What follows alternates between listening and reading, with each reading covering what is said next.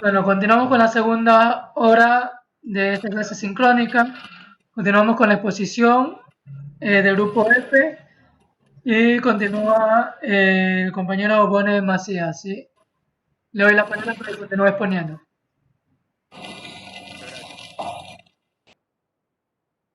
Claro, para.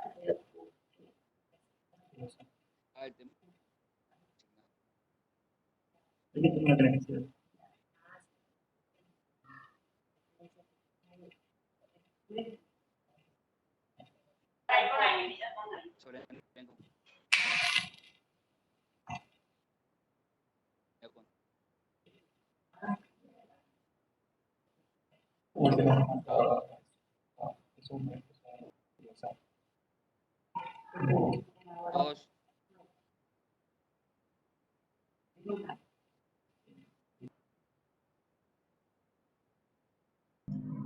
Listo, a ver, continúe, por favor. Sí, estoy ya en acción ya de la exposición. ¿Sí me están escuchando bien? A ver, ponga ahorita. Bueno, entonces de cero. ¿Qué tema va a exponer? El internet. Ya, listo, comience. No le estábamos escuchando nada. Listo, comience ahorita. ¿Ya me escuchan? Sí, comience. Ya listo. Buenas tardes, no está de más volver a saludar a todos los presentes, en especial al ingeniero Ronnie, cuál es nuestro profesor en este momento. El tema designado que tengo yo para la exposición es el internet. En conclusión, para mí, en lo que yo sobreentendí, fue una estrategia militar el invento de esto. Nada más terminaba la Segunda Guerra Mundial, como está ahí resaltado en la diapositiva, estas dos superpotencias mundiales, lo que es la nación de los Estados Unidos y la antigua Unión Soviética, que era un conjunto de países que se habían asociado para hacer esta Segunda Guerra Mundial, dejaron de ser aliados y empezaron a llamar a la Guerra Fría, luego que terminó la Guerra Mundial, ¿no? No finalizaban hasta la caída del muro de Berlín, el cual fue en junio 9 de 1989. A pesar de esta Guerra Fría, desembocó un enfrentamiento armado entre ambas superpotencias mundiales, ¿no? Así ocasionaron docenas de conflictos bélicos en satélites de ellas. Se estiman que esta guerra local ocasionó más de millones de muertes, ¿no? A lo que dice conflictos bélicos, ya sabemos que estamos hablando son de armas nucleares, en las cuales son los misiles y todo eso, ¿no? Bueno, a los finales de los 60, la situación seguía bastante tensa, y además de la entrada en los juegos de misiles intercontinentales de un continente a otro, ¿no? Especifico eso, había introducido un nuevo factor escalofriante en ese juego. Ambos ejércitos de ambas partes de este conflicto tenían claro que si se podría producir una escala bélica entre ellos, algo no descartable, ni mucho menos al inicio de este ataque, vendría marcado por un masivo lanzamiento de misiles, o sea que ya pasaban a otra escala, ya a otro nivel, no simplemente enfrentamientos con ejércitos en sí, personas militares, soldados y todo eso, sino que ya querían subir a otro nivel ya. Ahora bien, ¿cómo enfrentarse a esta situación? O sea que simplemente algo ya como que se dice virtual. Si logro acatar eso de acá, resultó evidente que la velocidad de reacción era cuestiones de segundos, o sea que era el más rápido ganaba acá. Era necesario detectar los misiles, nada más ser lanzados y preparar el contraataque que permitía destruir en pleno vuelo. Y solo se disponía de minutos, no horas ni días, solamente minutos. Era imposible que los seres humanos se encargaran de esta misión. O sea que físico no podías destruir un misil porque venía a gran velocidad y a gran distancia. La única forma que había que hacer eso era hacer una nueva estrategia. Intentar detener estos misiles era una de las estrategias más, como que dicen, convincentes. ¿Cuál era ese? Que los ordenadores actúan. ¿Cuáles son los ordenadores? Las computadoras. Deberán estar interconectados, comunicándose entre sí. O sea que tendría que la información viajar de un lugar a otro, pero rápido. Era rápido la acción. ¿Y cómo conectar los equipos de una red? de un lugar a otro entre ordenadores. El compañero antecesor mío, mi compañero Fernando, ya había explicado lo que son redes, ¿no? Si miramos las redes de ordenadores que hay en empresas, universidades y todo eso, en las universidades, en las empresas, en los colegios, comprobamos que la práctica total son centralizadas, entrelazadas en sí. Todos dan una información y todas viajan alrededor de un solo ordenador, el cual lo tenemos plantado en los Estados Unidos, la base central, de la cual monitorea todo lo que, el movimiento que uno hace, las visitas, las redes sociales, eso monitorea lo que es el Internet. En otras palabras, cuando nos comunicamos con otras personas, con otros ordenadores de nuestras redes, muestran información para ordenar centros de reenvío de órdenes destinatarios. O sea, ya viene ahorita lo que yo sobreentiendo, no, ingeniero. Acá lo que nos quiere decir que el Internet es un medio de comunicación en lo cual ya está sobreentendido. En 1982, ARP declaró como estándar el protocolo de TCP. ¿Qué son estas siglas? Transfer Control Production. Y entonces, cuando aparece la primera definición del Internet, conjunto de conectores mediante TCP, que ya está, transferencia de control del protocolo, y nadie negaba esta definición, aunque correcto desde el punto de vista técnico, resultaba bastante técnico y crítico para personas no especializadas. En estos siguientes años, en 1983, por allá, en el Ministerio de Defensa de los Estados Unidos, consideró oportuno abordar a ARPANET, o sea, como es un sistema operativo, ¿no? Desde los 133 nudos que conforman ARP, o sea, las redes. En el momento de 68 pasaron a nuevas redes militares, o sea que los militares en sí hasta la actualidad controlan eso. Están monitoreando todo mecanismo, todo acción, todo que hagan en el Internet, los militares están atentos ahí.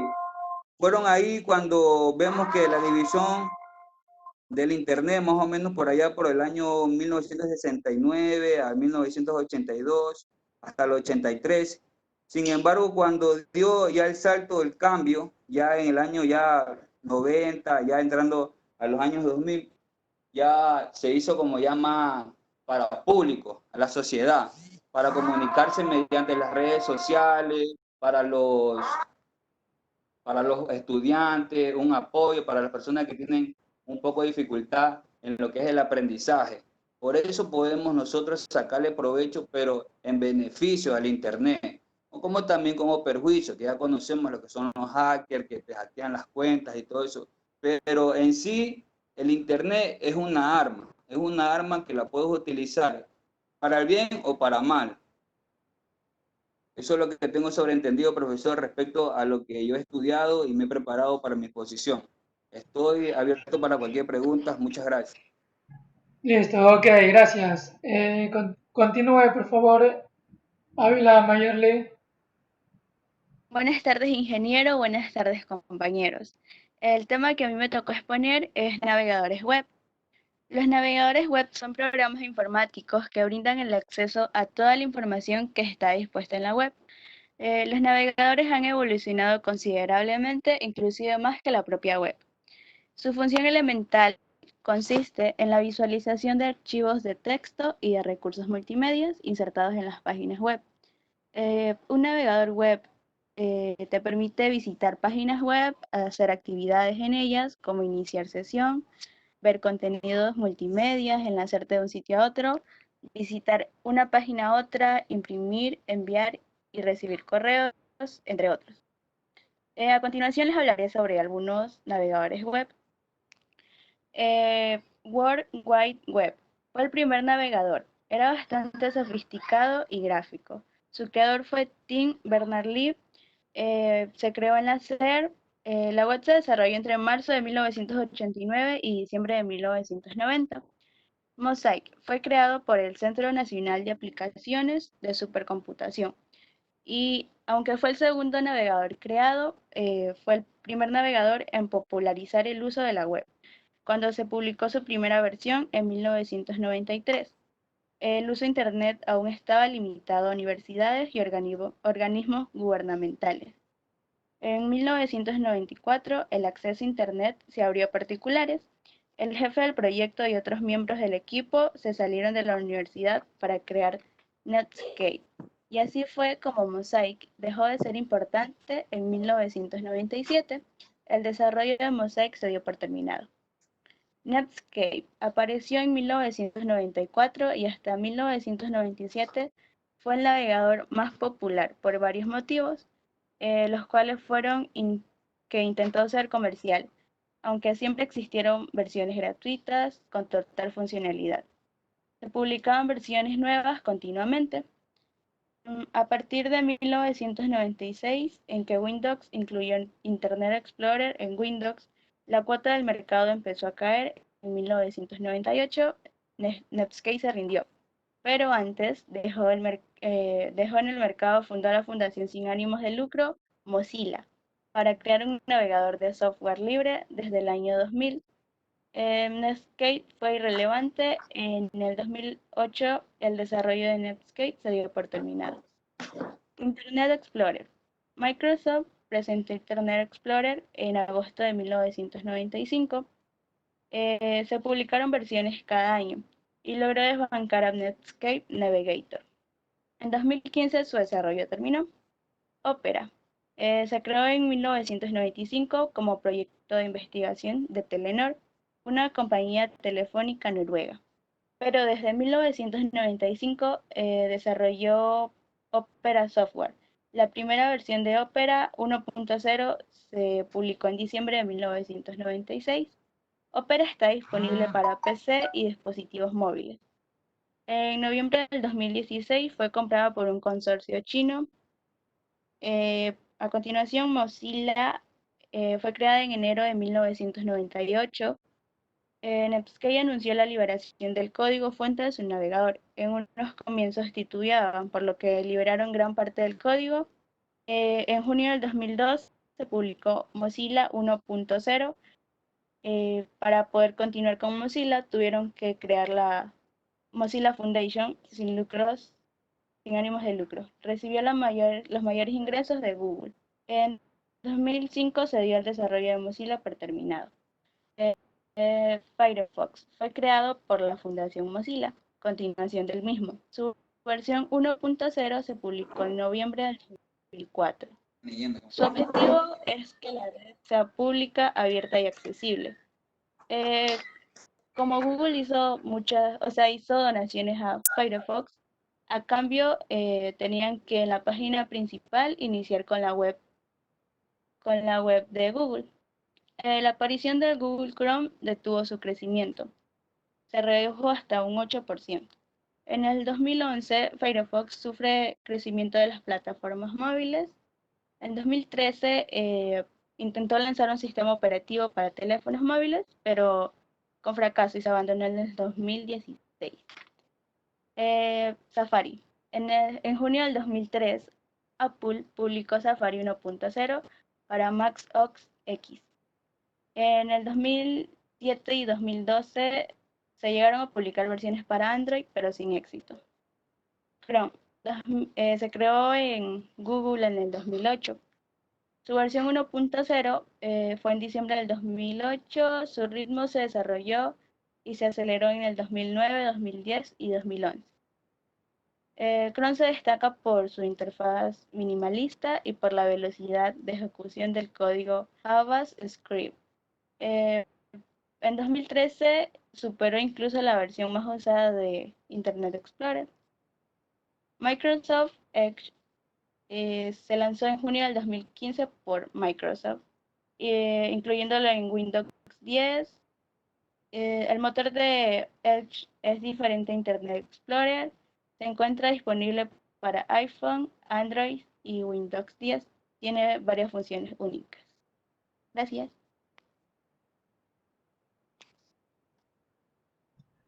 Listo, ok, gracias.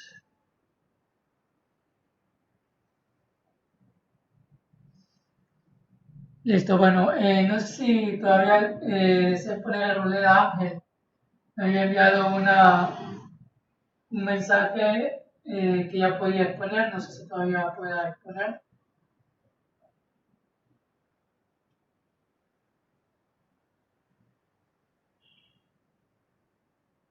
Ingeniero, Dígame.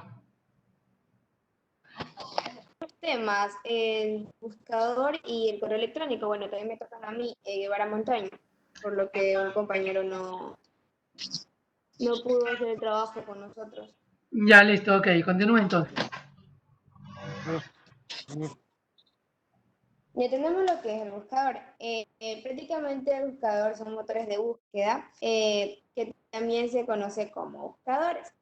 Es decir, los sistemas informáticos que prácticamente recopilan información de los sitios web, analizando todos sus archivos almacenados en el Internet por medio de crawlers, con lo que elaboran las páginas de resultados que ya conoces, o sea que prácticamente ya conocemos. Para llegar a todos estos archivos, los motores de búsqueda identifican la palabra clave que usan los usuarios a la hora de hacer una búsqueda y así obtienen un listado de enlaces que los direccionan a la página web, en las que mencionan los temas relacionados a estas palabras. También tenemos que, para resumirlo, los motores de búsqueda son los encargados de que nosotros recibamos siempre los sitios que mejor respondan las necesidades. Entre los principales buscadores de Internet disponibles hoy en día se encuentran los siguientes.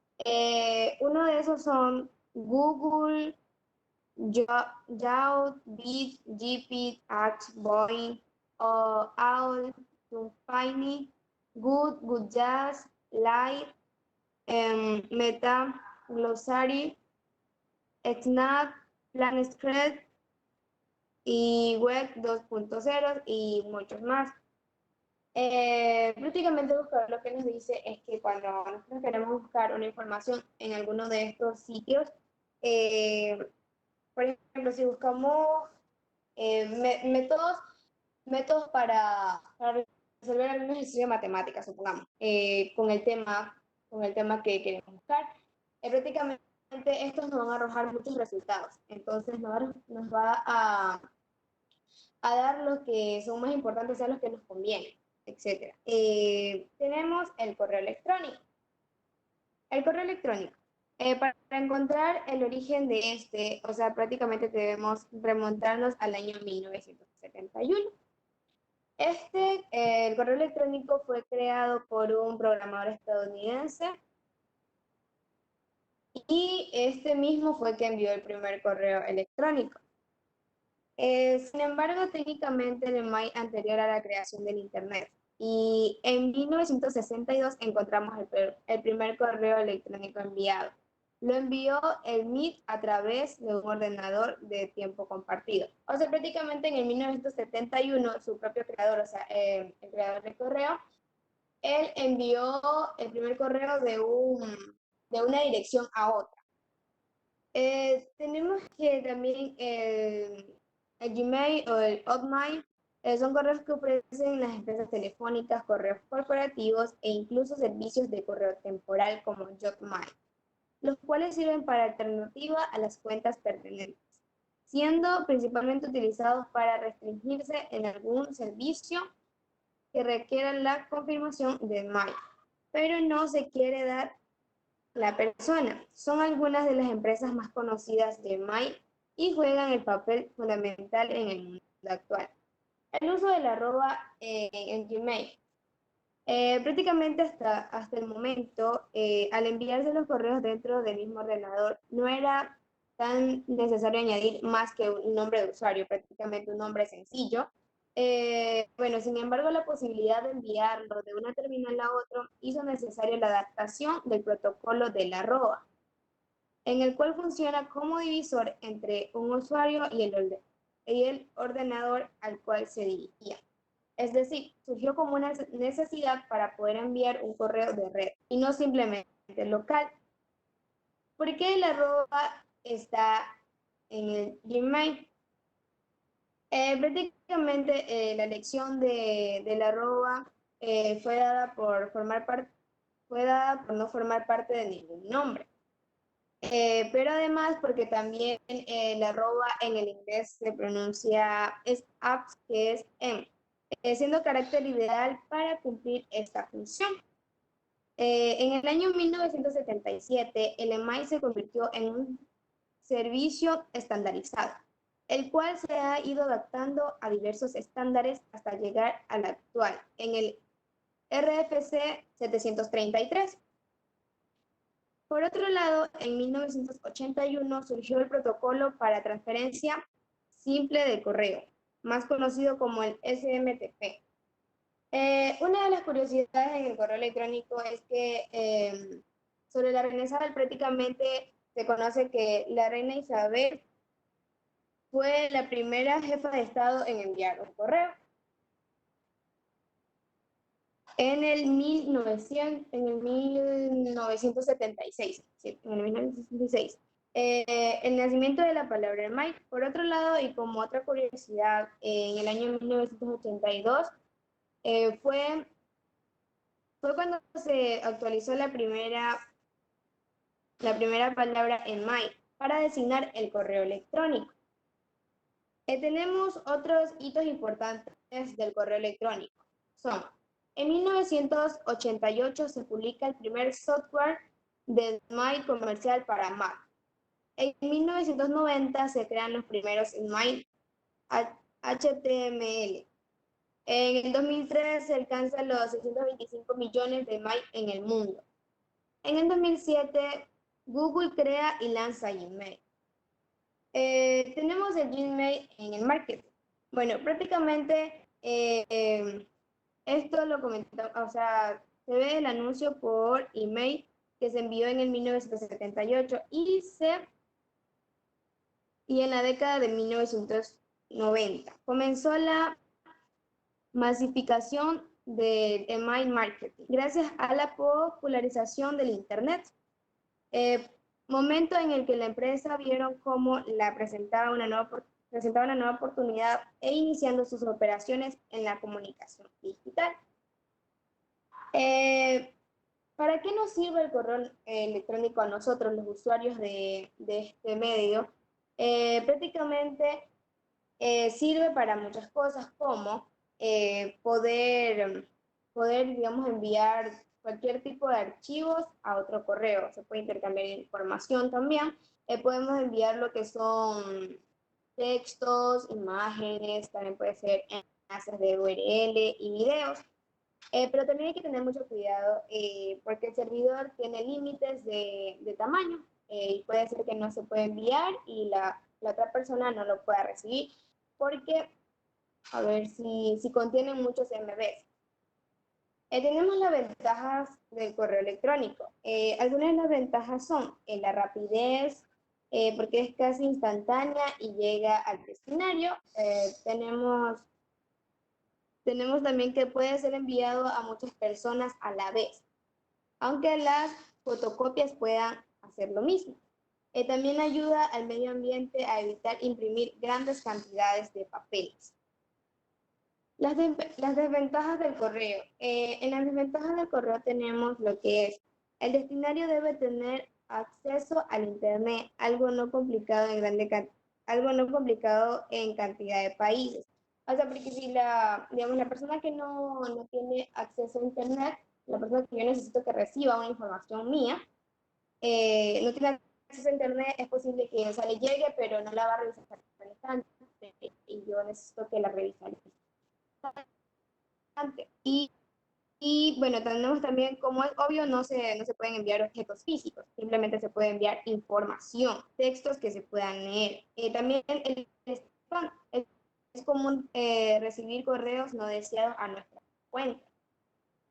También tenemos cómo se emplea el correo electrónico en la educación. Bueno, actualmente el correo electrónico se está empleando en el ámbito educativo como medio de la comunicación, el cual permite la interacción entre docentes y adultos, intercambiando información sobre los temas de índole educativo, contribuyendo de este modo al desarrollo del proceso de enseñanza y aprendizaje mediante el uso de estrategias. O sea, prácticamente el correo electrónico nos sirve de mucho en la educación de todos los niveles, porque bueno, en este caso nosotros ahorita estamos por vía virtual y siempre requerimos el correo para cualquier información que los docentes nos quieran comunicar o mandarnos un tipo de información para nosotros tener conocimiento de alguna inquietud de ellos.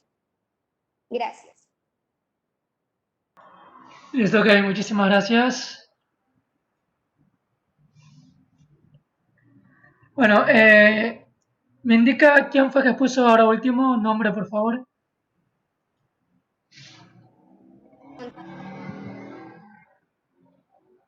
¿Cómo? ¿No le escuché?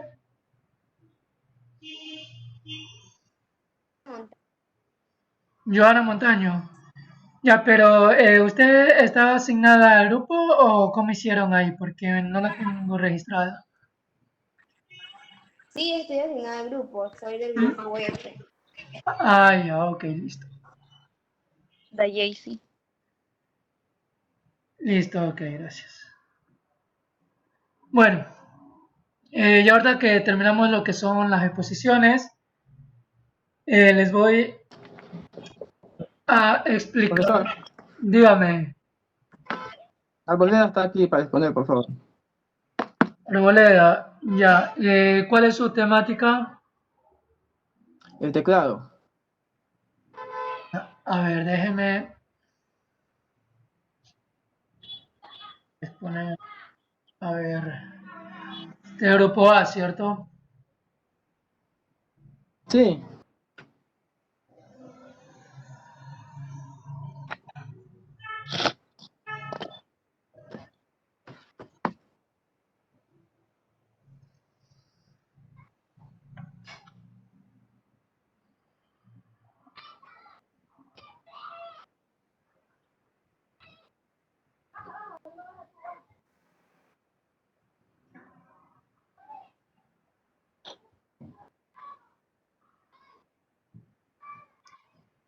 Espero que ya me hayan solucionado el problema que tenían de la diapositiva para poder presentar, si no, no se va a poder presentar la diapositiva. Ya, listo. ok.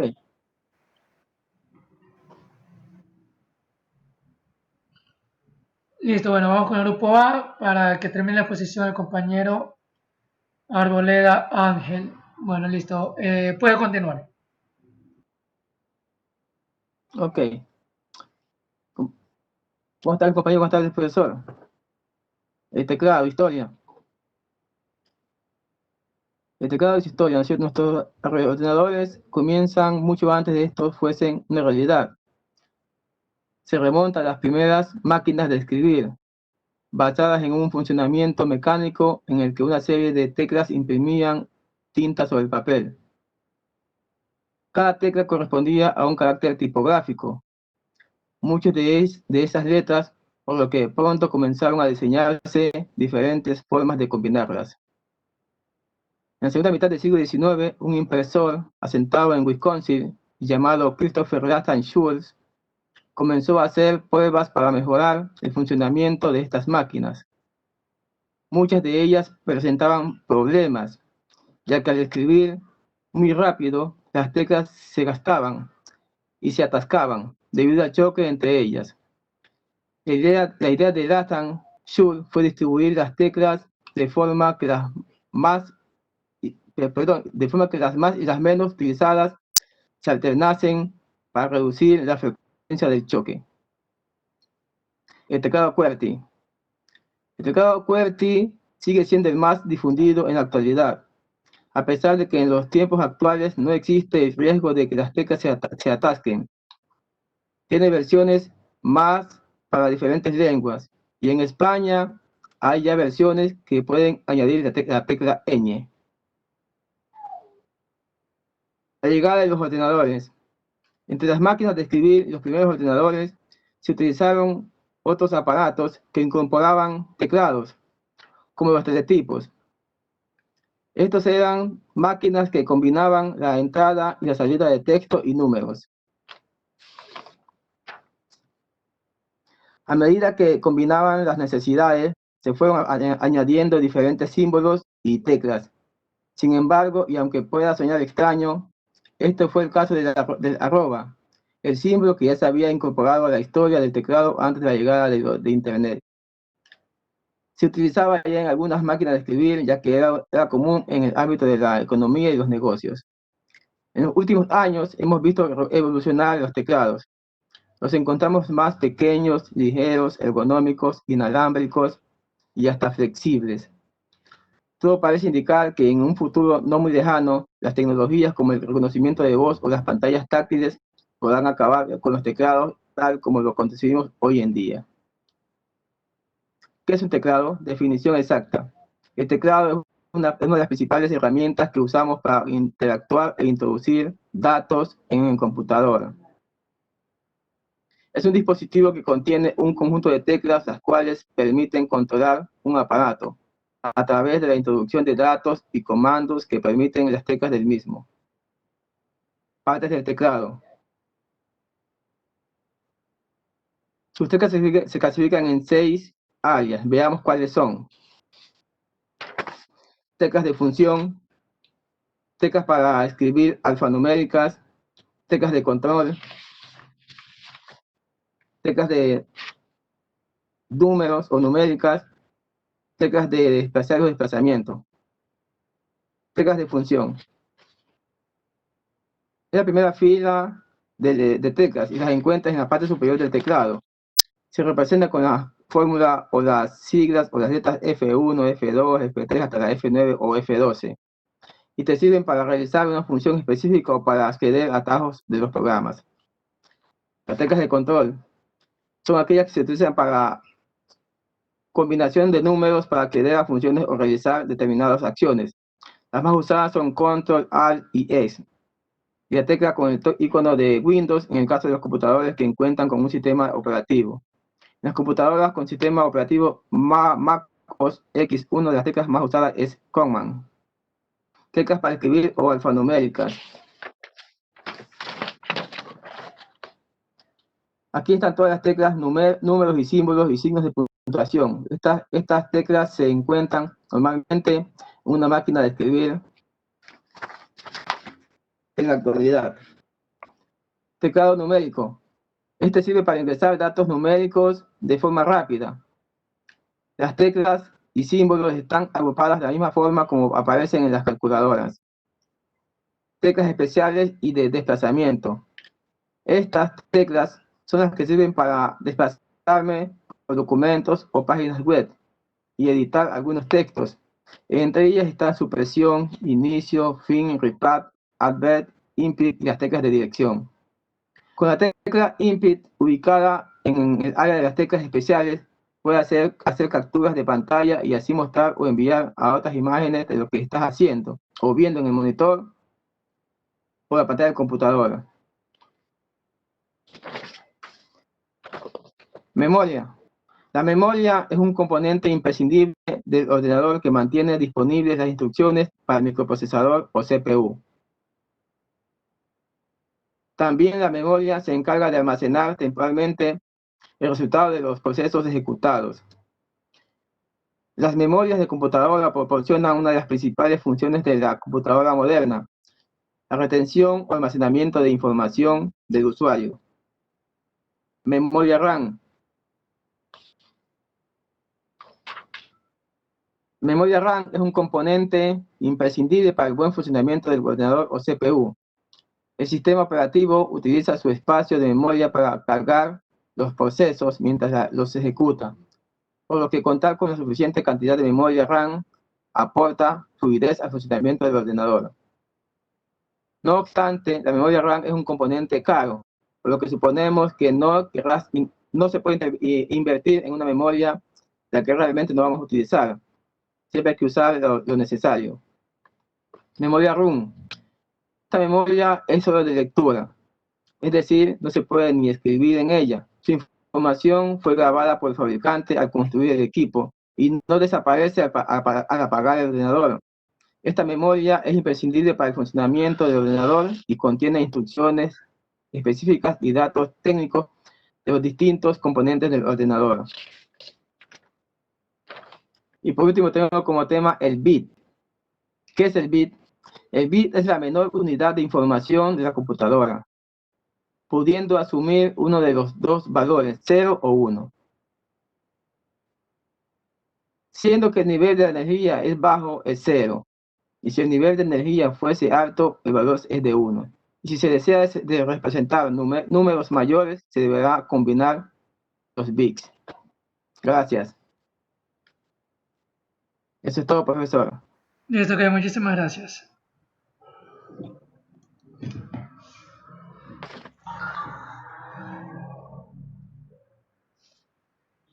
A ver, para terminar lo que es, bueno, este día de clase ya falta poco.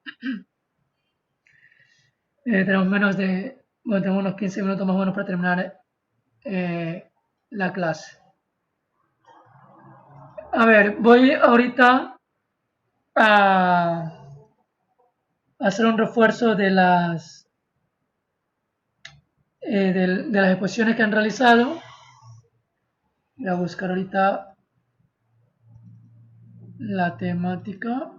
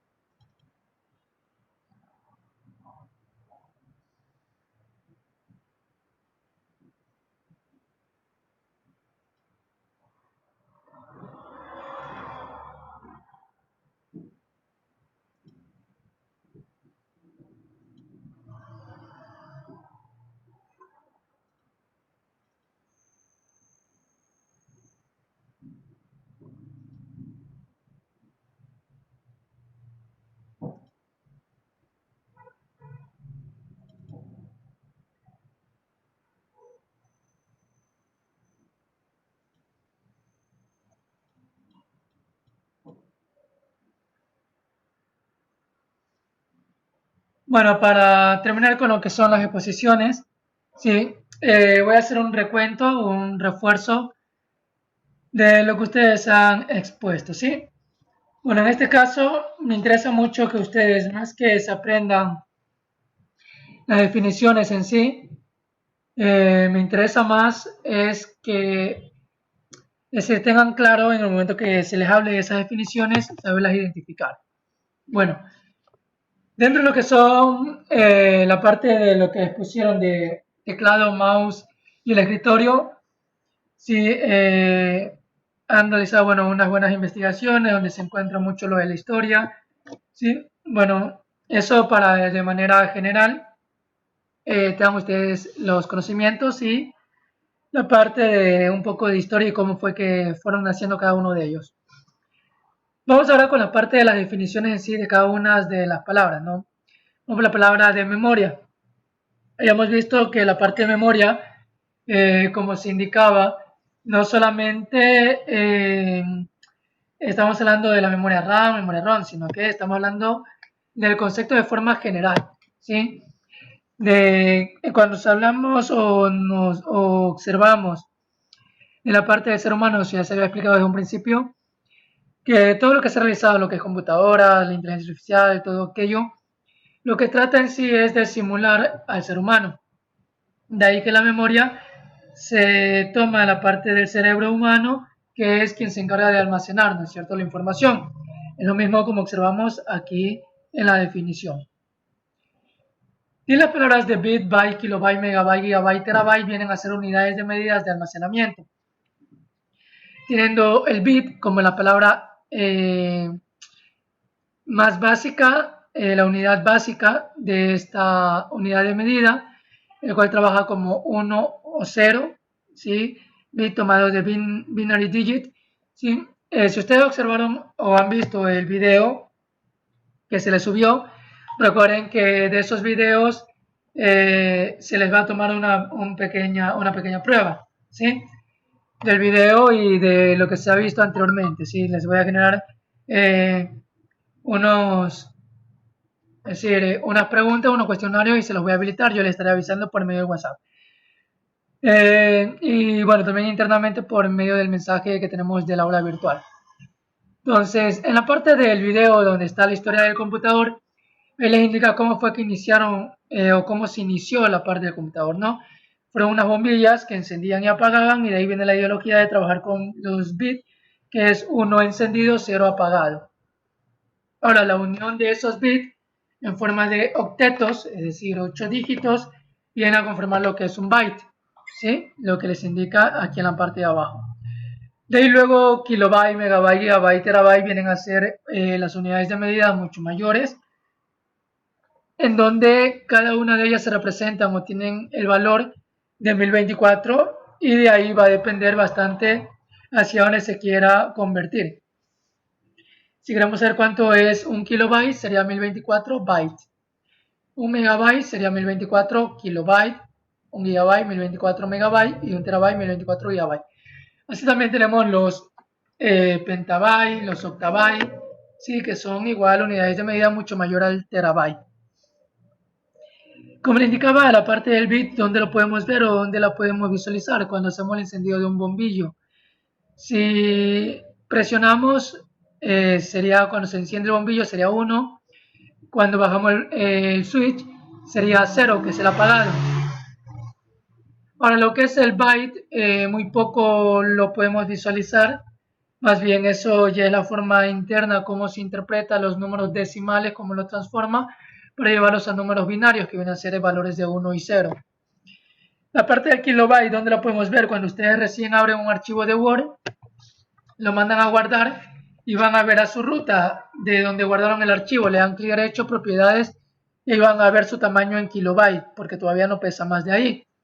A medida que ustedes van aumentando imágenes, van aumentando más cosas, va a llegar y va a aumentar su tamaño y ya no les va a decir kilobyte, sino megabyte, ¿sí? Porque ha aumentado el tamaño de almacenamiento.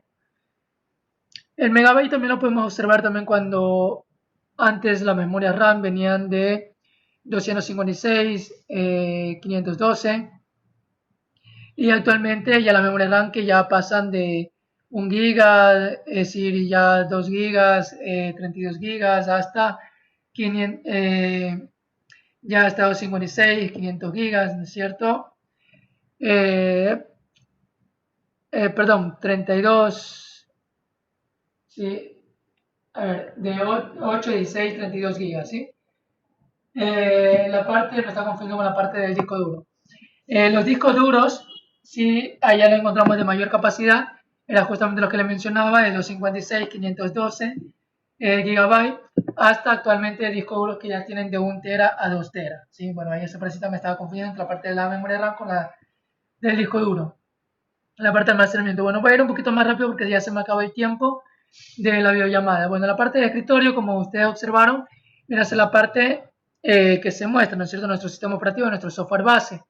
Ya ustedes hablaron sobre la historia de ellos. La parte de carpeta es donde se almacena toda la información, todos los archivos, ¿no es cierto? Nosotros podemos dividirla, tener carpetas, subcarpetas, también llamadas como directorios o subdirectorios, ¿sí? Los iconos vienen a ser pequeños gráficos en donde muestran el logo de un programa X, ¿no es cierto? En la forma como se representa por medio de una pequeña imagen gráfica, ¿no? La parte de redes es algo como una red, es una interconexión entre sí, ¿sí? ¿De qué? De computadores. Ahí tenemos los diferentes tipos de redes, LAN, WAN y MAN. La red LAN, Local Area Network, red de área local, tiene un máximo de 500 metros, tiene varias topologías, la topología estrella, que es la que utilizamos actualmente, en donde el nodo principal viene a ser un servidor y las demás computadoras que vienen a ser los nodos secundarios, que vienen a ser ya las demás computadoras, ¿sí? La topología que se utiliza actualmente. La topología anillo, muy poco utilizada, en cambio va en un solo sentido, formando casi la forma de un anillo en forma circular, ¿sí? La velocidad de transmisión es de 10 a 100 megabytes por segundo, es decir, se transfieren 10 o 100 megabytes en un instante de segundo, ¿sí? que aquí no está, por ejemplo, la red MAN, que es Metropolitan Area Network, que es una red de área metropolitana. Esa la podemos observar actualmente aquí en la alcaldía. Están generando lugares, ¿no?, de acceso libre, en donde esos tipos de antenas o conexiones de red se llaman metropolitanas. También la prefectura está, también en las partes de los demás cantones, está creando justamente tipos de redes metropolitanas, ¿no? Son de acceso libre, pueden ser acceso libre o acceso privado. Son tipos de redes metropolitanas. En cambio, la WAN es Wide Area Network, es tipo de red mucho más ampliada, la cual su cobertura es mucho mayor. Se puede pasar su información por medio de satélite y es la que ayuda a lo que se maneje el Internet. El Internet, a diferencia de una red, en cambio, el Internet es una red descentralizada, ¿sí? De computadoras, a diferencia de una red, que una red en cambio es centralizada. Bueno, ya les voy a subir este archivo para que lo puedan leer.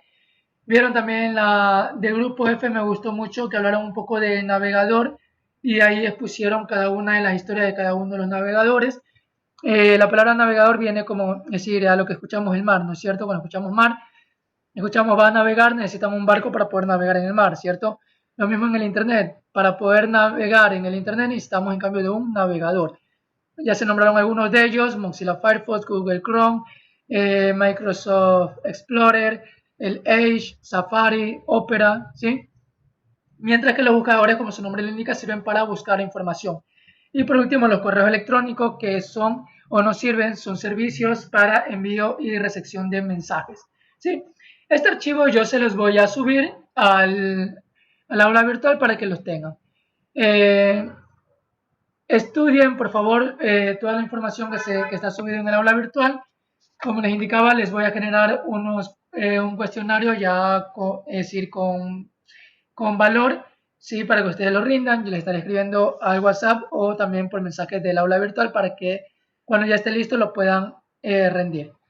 Eso sería todo, estimados estudiantes, por el día de hoy. Que tengan un buen fin de semana. Bueno, recuerden que mañana es feriado, ¿sí? Tengan un buen fin de semana y nos vemos la siguiente clase. La siguiente clase continuamos con las clases, ¿sí? Nos vemos y que pasen bien. Igualmente, profesor.